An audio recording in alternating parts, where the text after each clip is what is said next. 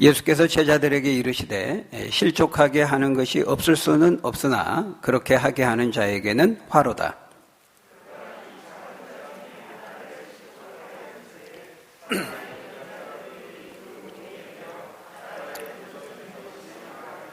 너희는 스스로 조심하라. 만일 내 형제가 죄를 범하거든 경고하고 회개하거든 용서하라.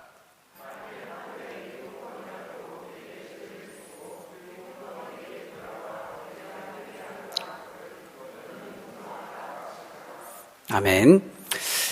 오늘 본문은 실족의 문제에 대해서 우리에게 말씀합니다. 이 실족의 문제. 오늘 본문 1절에 보니까 예수께서 제자들에게 이르시되 실족하게 하는 것이 없을 수는 없으나 그렇게 하는 자에게는 화로다. 이렇게 말씀합니다.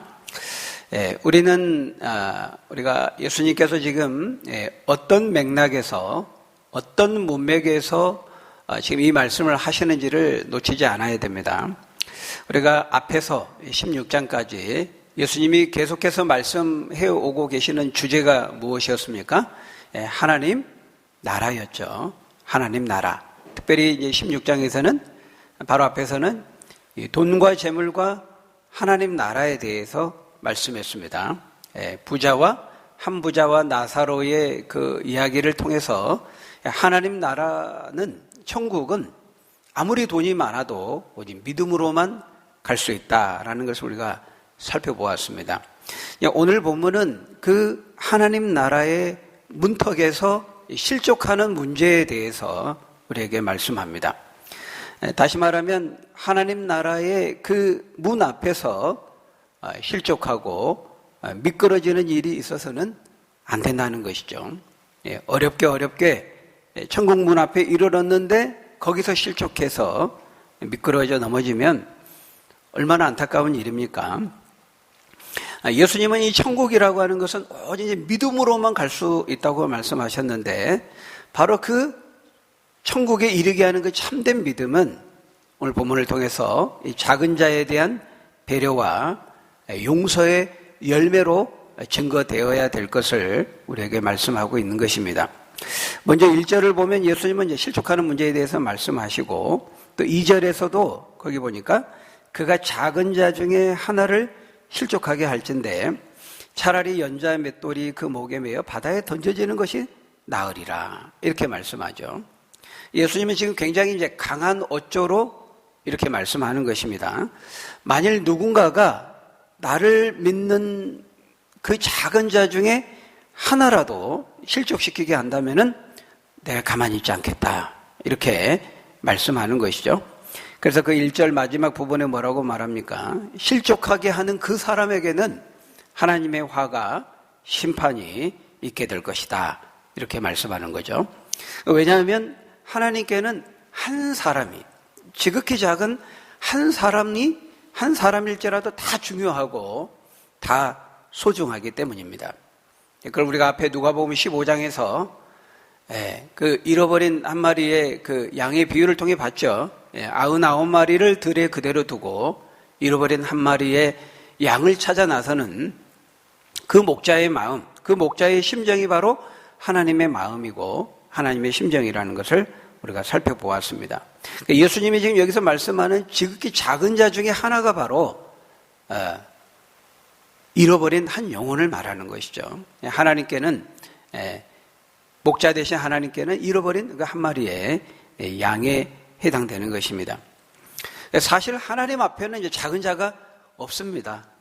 여기 작은 자라고 말하고 있지만은 우리 인간이 볼 때 크고 작음이 있는 것이지, 하나님의 관점에서 볼 때에는 주님을 믿는 모든 자는 다 동일하죠. 크고 작음이 없습니다. 왜냐하면 모든 사람의 영혼의 무게는 다 동일하기 때문이죠. 하나님 앞에 주님은 한 영혼이 천하보다 귀하다고 하셨잖아요. 그런데 모든 영혼이 다 그렇다는 것이죠. 왜냐하면 모든 인간이 다 하나님의 형상으로 창조되었기 때문이죠. 그러니까 어떤 사람도 차별받지 않아야 될 이유가, 근거가 바로 거기 있는 겁니다. 여기서 바로 인권이 시작되는 겁니다. 우리 기독교 복음이 들어가는 모든 곳에서 없던 인권이 세워지고 살아나고 회복되는 것을 우리가 역사 속에 보지 않습니까? 그러니까 하나님 말씀대로 하는 것이 사실은 가장 인간적이고 인간의 인권을 극대화시키는 거죠. 인간답게 살 수 있는 비결이 뭐냐면 하나님 말씀대로 사는 겁니다. 성경에 보니까 우리 인간이 하나님 형상대로 지어졌고 그래서 다 중요하고 다 소중하고 차별받지 않아야 되는 이유가 바로 거기 있는 것이죠.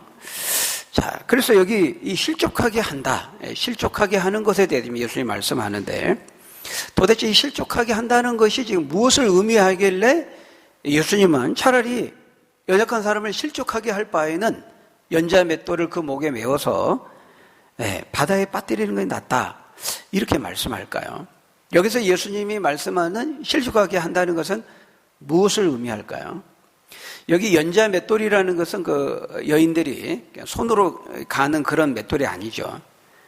낙이나 소나 이렇게 짐승에 이끌려서 가는 큰 맷돌입니다. 근데 그 연자 맷돌을 목에 매서 바다에 빠뜨리면 완전히 바다 깊은 곳으로 빨려 들어가서 수장되게 되는 거죠. 이거는 이제 죄인을 참수하는 방법 중에 하나였습니다. 근데 예수님께서 사람을 실족하게 할 바에는 차라리 연자 맷돌을 달려서 바다에 빠뜨리는 게 낫다. 어쩌면 좀 과격하고 좀 공포스럽게 지금 말씀하고 있거든요. 좀 극단적으로 말씀하고 있는데 여러분 여기서 예수님이 말씀한 실족해 한다는 것은 뭘 의미할까요? 이 실족이라는 말은 스칸달론, 걸려서 넘어지는 것을 말하죠. 이 스칸달론에서 스캔들이 나왔습니다. 스캔들이라는 말이 실족하게 한다. 이 스칸달론이라는 말에서 스캔들이 나온 겁니다. 사람들이 이제 스캔들이 한번 터지면 어떻게 됩니까? 승승장구하던 사람이 한 번에 미끄러지죠. 걸려 넘어지고 추락하게 되는 것입니다. 그래서 이렇게 실족하게 된다. 걸려 넘어지고 미끄러져 이제 추락하는 것을 넘어지는 것을 말하는데요. 근데 특별히 예수님이 지금 이 실족한다는 말을 무엇과 관련해서 말씀하고 있습니까? 천국과 관련해서 하나님 나라와 관련해서 말씀하고 있죠. 그래서 여기서 실족한다는 것은 천국에 들어가지 못하고 제가 아까 천국 문 앞에서 거의 다 왔는데 미끄러졌다 이렇게 표현했는데 물론 그것은 상징적인 말입니다. 사람이 진정으로 믿으면 천국에 들어가는 것이지 조금씩 천국에 가까이 가고 뭐 그렇지는 않죠. 그렇지만은 또 성경은 한편 그걸 얘기하고 있어요. 참된 믿음의 그 성화의 과정 속에 천국에 이르는 구원에 이르는 그 믿음을 또한 얘기하고 있는데 어쨌든 이 실족하게 한다는 것은 바로 천국에 들어가지 못하 다른 사람을 실족하게 한다는 것은 그 사람으로 하여금 천국에 들어가지 못하도록 걸려 넘어지게 만드는 것을 말하는 것이죠.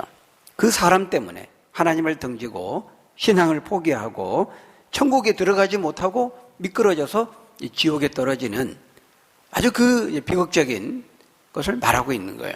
차라리 그 사람을 그렇게 지옥에 떨어지게 할 바에는 그냥 육신적으로 연자 맷돌을 메고 죽는 것이 낫다. 이렇게 말할 정도로 그러니까 지옥에 간다는 것이 얼마나 무섭고 비참하고 두려운 것인지를 이렇게 극적으로 표현하고 있는 것이죠.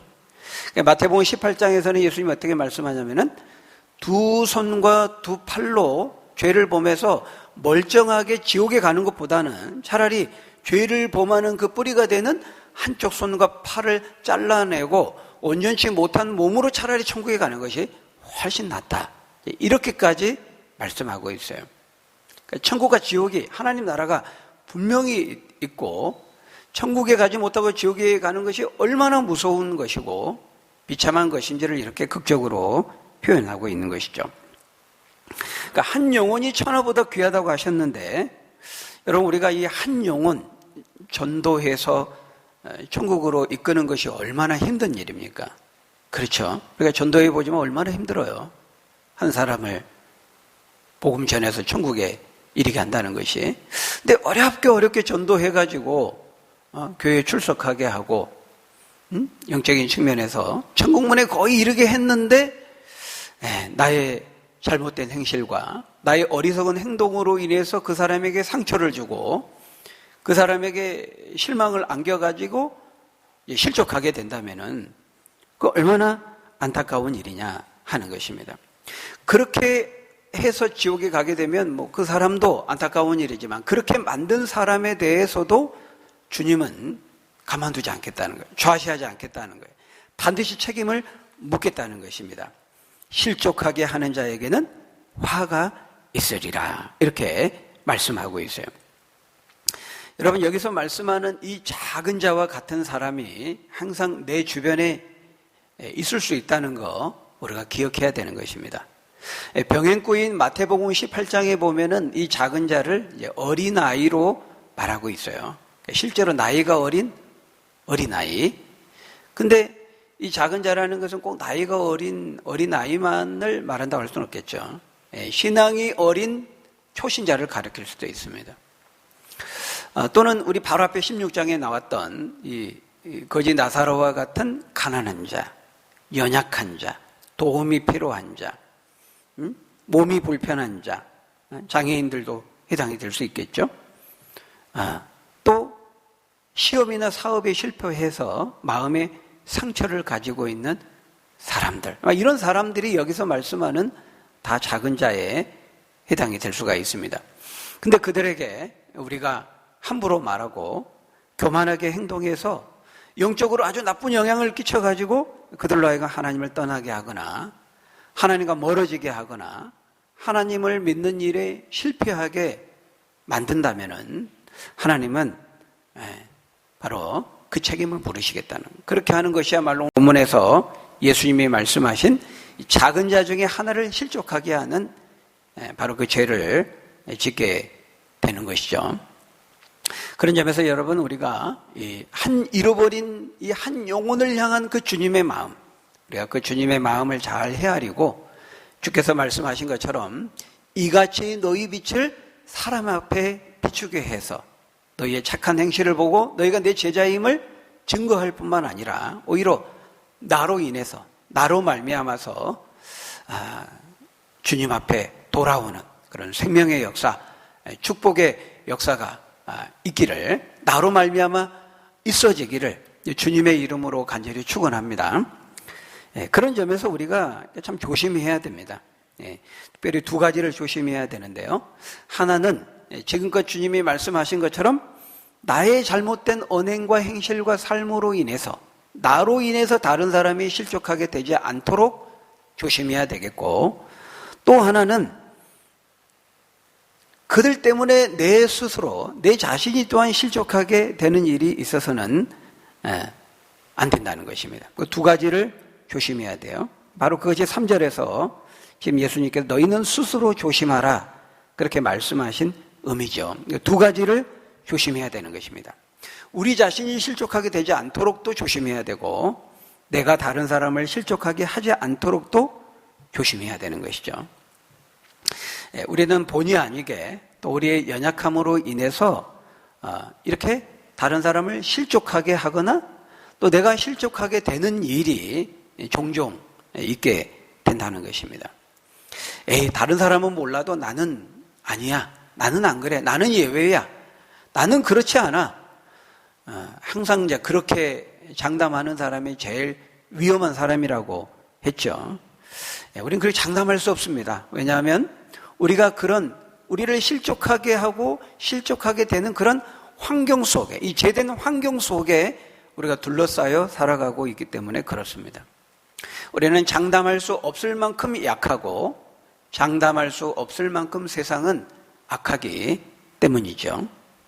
우리는 죄악이 관영하는 이 세상 속에서 발을 딛고 살아가고 있습니다. 이 세상의 윤리가 무엇입니까? 우리가 살아가는 이 세상의 토양과 환경이 어떠합니까?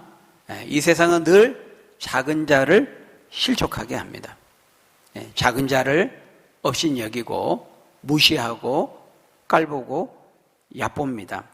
그래서 예수님이 1절에서 말씀하신 것입니다. 이르시되 이 세상에서 실족하게 하는 일이 없을 수는 없으나, 그렇게 말씀하죠. 그만큼 이 세상에는 이 작은 자를 실족하게 하는 일이 빈번하게 일어난다는 거예요. 항상 작은 자를 깔보고 얕보고 작은 자들을 향해서 갑질을 하고 약한 자, 소외된 자를 억압하고 짓밟으면서 그 위에서 자신의 이익을 도모하죠. 이것이 세상의 원리고 세상의 생리고 세상의 방법입니다.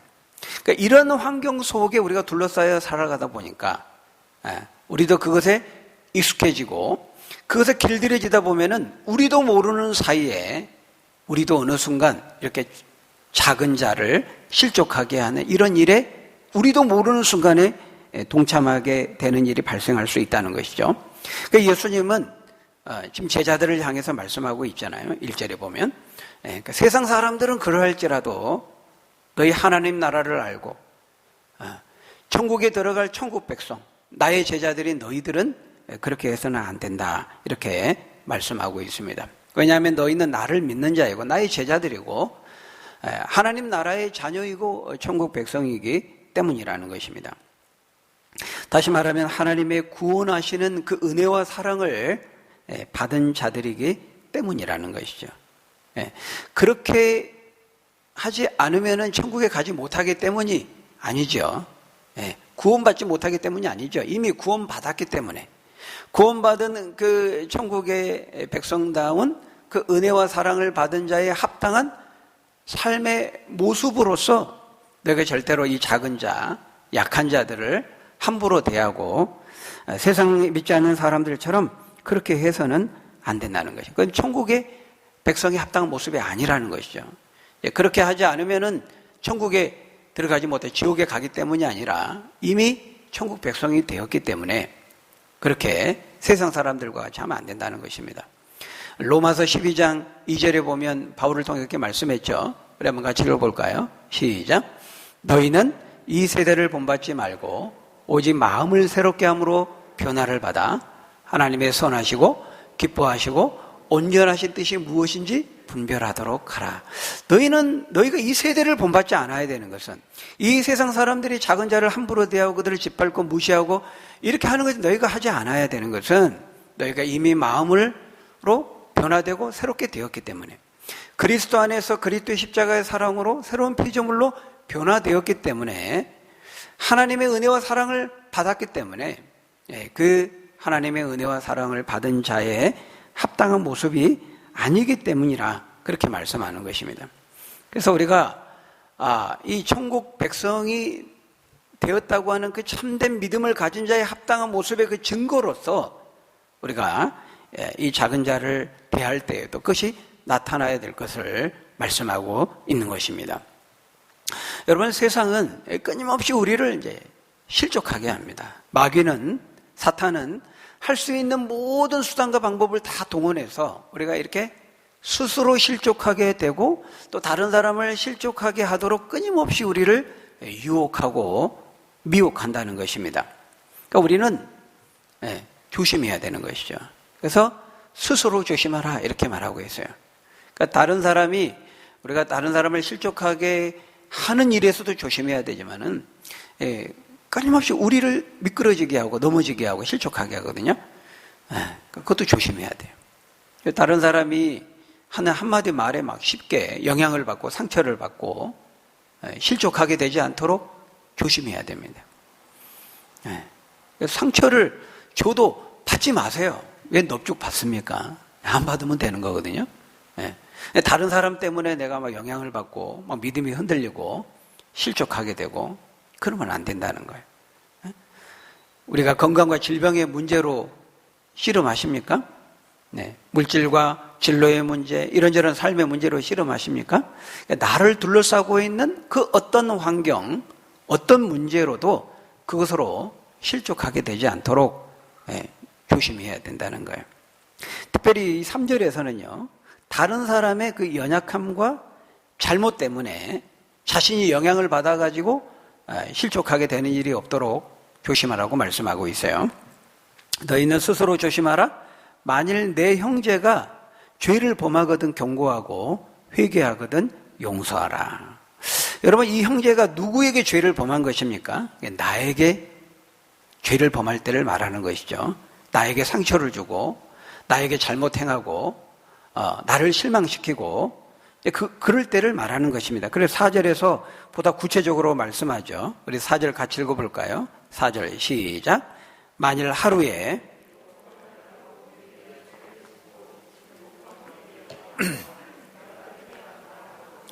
너는 용서하라 하시더라.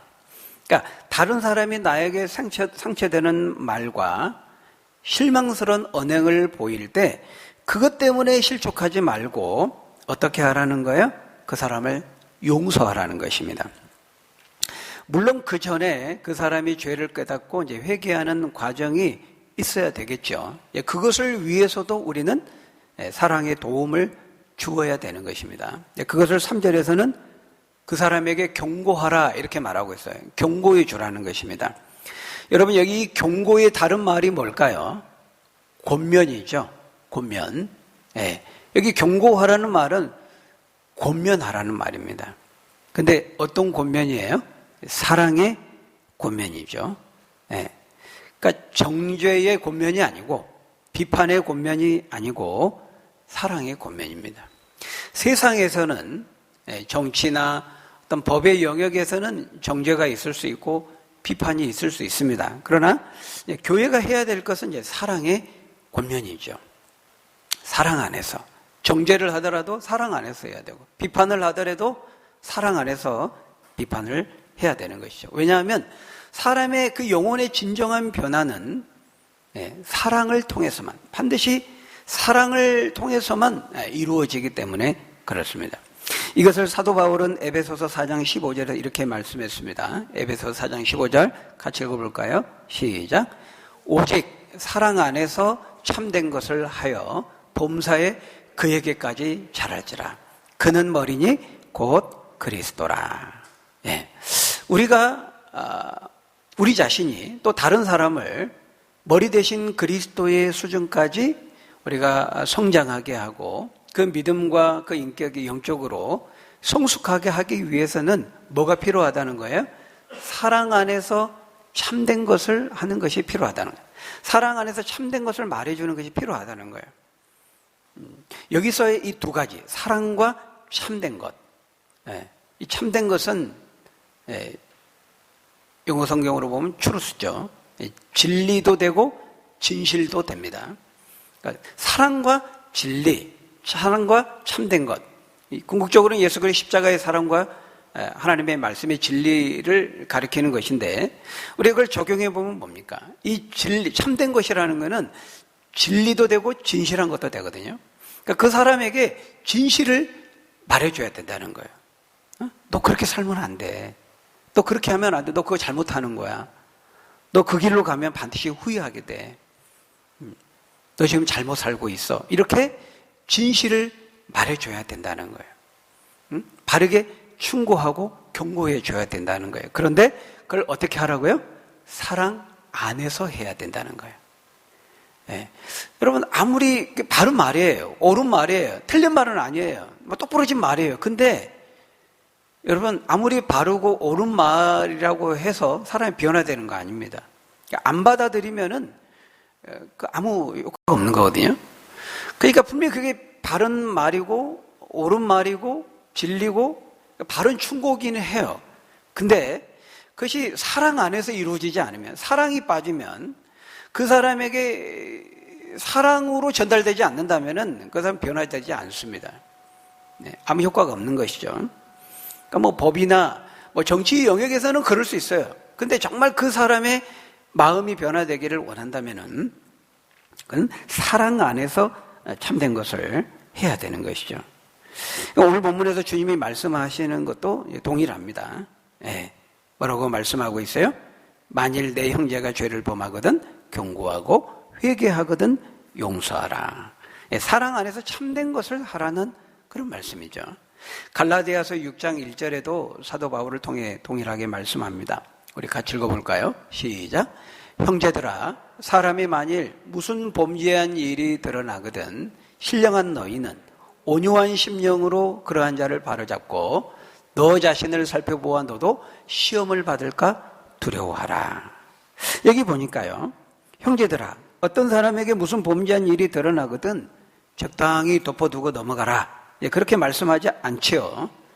그걸 다루어야 됩니다. 고린도 교회는 적당히 덮어두다가 사도 바울에게 큰 책망을 받았잖아요. 고린도전서 5장 2절에 보면은 이 고린도 교회 안에 세상에서도 찾아보기 드문 그런 아주 그 성적인 음행이 있었어요. 근데 이것을 적당히 그냥 얼렁뚱땅 그냥 뭉개고 있었거든요. 사도 바울이 고린도전서 5장 2절에서 크게 책망하면서 너희가 어찌하여 그 일을 통한히 여기지 않고 그 일을 행한 자를 너희 중에 쫓아내지 않느냐 이렇게 책망을 한 거죠.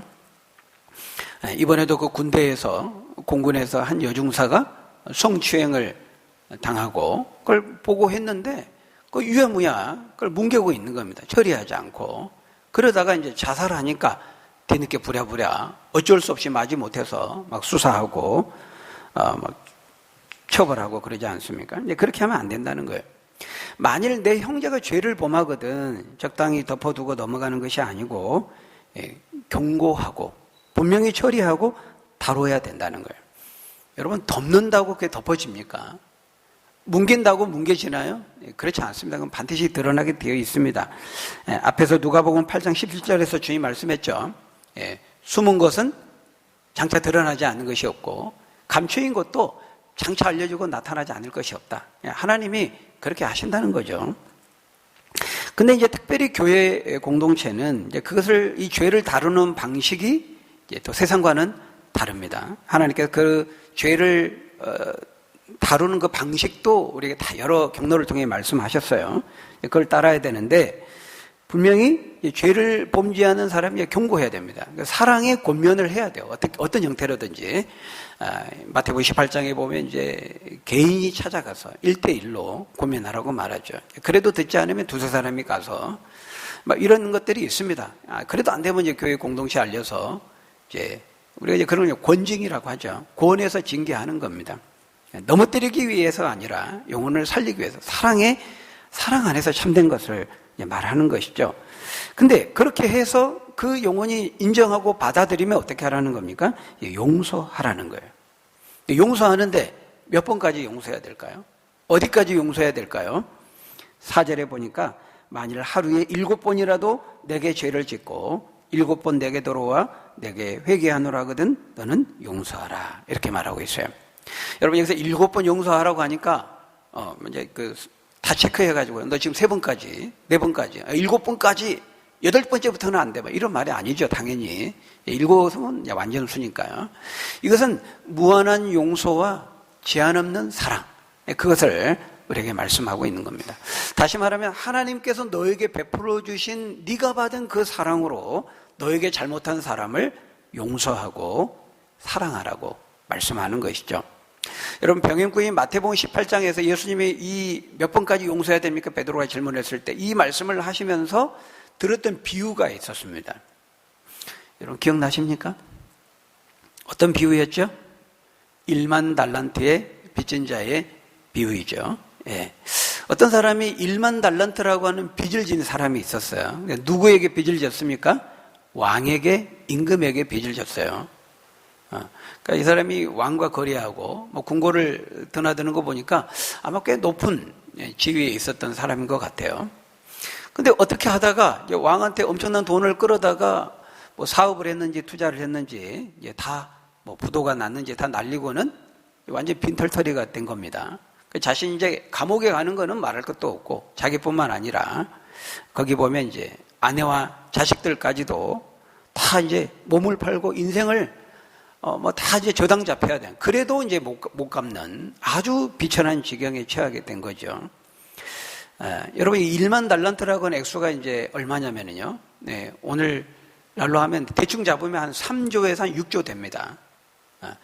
1만 달란트인데, 한 달란트가 6천 데나리온입니다. 한 달란트가 6천 데나리온. 그러면 1만 달란트면은 6천만 데나리온입니다.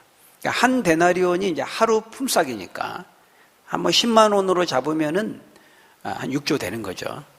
6천만 데나리온. 그러니까 한 1년 365일이니까요. 한 300으로 잡으면은 6천만 나누기 한 300 하면 20만이 되거든요. 그러니까 20만 년입니다. 20만 년. 20년이 아니고 20만 년 동안 숨만 쉬고 일만 하고 밥도 안 먹고 그래도 갚을 수 없는 금액이죠. 이거는 갚을 수 없는 겁니다. 그래서 이 임금이 사람을 불쌍히 여기고 호의를, 자비를 베풀어서 그냥 빚을 탕감해 줘 버리죠. 너 안 갚아도 된다. 너 가만히 보니까 도저히 능력을 갚을 수 없고 안 갚아도 된다. 이렇게 선언한 겁니다. 너무 감사한 거죠. 너무 좋은 거죠. 막 감사와 감격을 가지고 궁궐을 나가는데, 문을 나가는데 그때 누구를 만납니까? 자신에게 겨우 100데나리온 빚진 자를 만나게 되죠. 어떻게 합니까?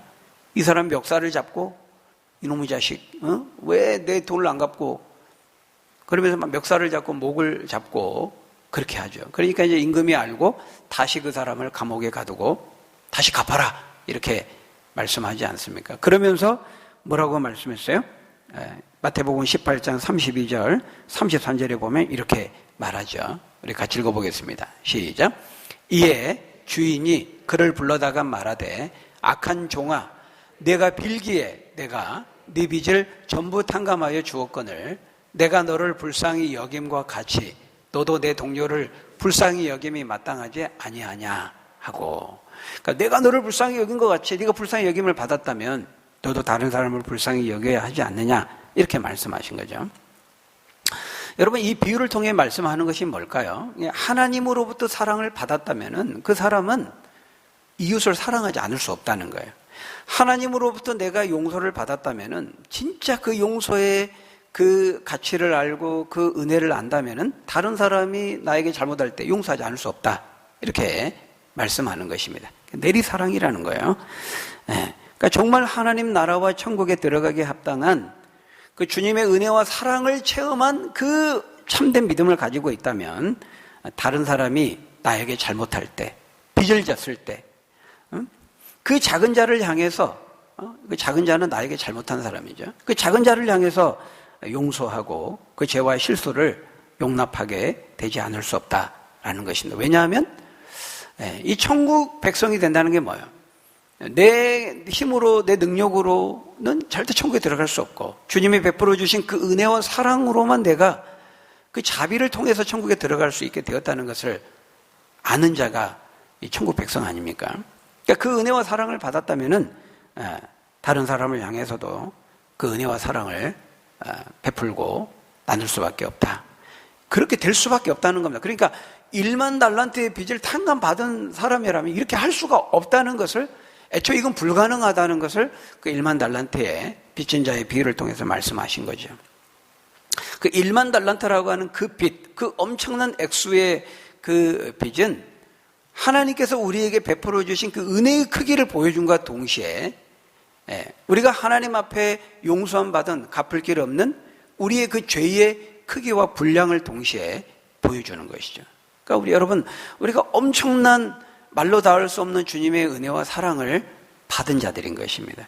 그렇다면 그 은혜와 사랑을 받은 자로서 우리가 작은 자를 어떻게 대해야 될 것인가 하는 것입니다. 여러분, 우리 인간은 약하고도 악합니다. 우리가 다 알잖아요. 우리 자신을 보면 알잖아요. 그죠? 그렇기 때문에 우리가 인간이라고 하는 것은 절대로 의지의 대상이 아닌 것입니다. 용서하고 용납하고 기다림과 기도의 대상이지, 기도해주는 대상이지, 중보의 대상이지, 사람은 의지의 대상이 되지 못하는 것입니다. 그러기에 우리가 이 작은 자를 보고 실망해서는 안 돼요. 다른 사람을 보고 그럴 줄 몰랐는데 왜 그럴 줄 몰랐습니까? 다 이미 성경에서 말씀해 줬는데 모든 사람이 죄를 범했고 하나님의 영광에 이르지 못하고 그 인간이 얼마나 악하고 어리석은 존재, 성경이 다 말씀했잖아요. 우리 자신을 보면 알지 않습니까? 그러니까 막 그럴 줄 몰랐네 막 하면서 실망한다는 거는 기대를 크게 가졌다는 거거든요. 왜 몰랐습니까? 이미 우리가 다 그런 자들인데 새삼스럽게. 그러니까 우리가 실망하면 안 된다는 것입니다. 그래서 예수님이 이 땅에 오신 거예요. 십자가에 죽으신 거예요. 우리 인간의 의지와 노력으로 되지 않기 때문에 예수님이 이 땅에 오셨고 십자가에 죽으신 것이죠. 그렇기 때문에 우리가 절대로 다른 사람을 향해서 소망을 걸어도 안 되고 우리 자신을 또 그렇게 봐서도 안 되고 다른 사람을 향해서 허물이 있고 연약함이 있고 나에게 실수하고 그 작은 자들을 향해서 우리는 기다려주고 또 기도해주고 용서해주고 용납해주는 그런 주님의 사랑을 실천하는 하나님의 사람들이 되어야 되겠습니다. 우리에게 베풀어 주신 이 은혜와 사랑이 어떤 것인지 얼마나 큰지 우리는 끊임없이 생각하고 묵상해야 돼요. 내가 받은 그 은혜와 사랑으로 다른 사람들을 잘 섬겨서 나로 인해 다른 사람이 실족하게 되는 일이 없어야 되겠고 또 그 작은 자를 보면서 다른 사람을 보면서 우리가 실망해서 우리 스스로가 실족하게 되는 일도 없어야 되겠습니다. 하나님 앞에서 우리가 받은 그 은혜와 사랑을 나누고 실천해서 하나님께 영광 돌리는 하나님을 기쁘시게 하는 저희 여러분들이 다 되시기를 예수님의 이름으로 간절히 축원합니다. 우리 기도하겠습니다. 아버지 하나님, 참 자격 없는 저희들을 무한한 은혜와 사랑으로 용서해 주시고 천국 백성 삼아 주신 그 은혜를 인하여 감사드립니다. 하나님, 그 은혜와 사랑의 크기가 어떠한지, 그 깊이와 높이와 길이가 어떠한지 날마다 새롭게 묵상하고 깨달아 알게 하시고 내가 받은 그 은혜와 사랑의 감격함을 가지고 작은 자들, 다른 사람들을 용납하고 또 그들을 대하고 그래서 그들을 바른 길로, 옳은 길로, 생명의 길로, 천국의 길로 인도하는 축복의 통로로 쓰임받는 우리 모두가 될 수 있도록 하나님 인도해 주옵소서. 예수님 이름으로 기도합니다. 아멘.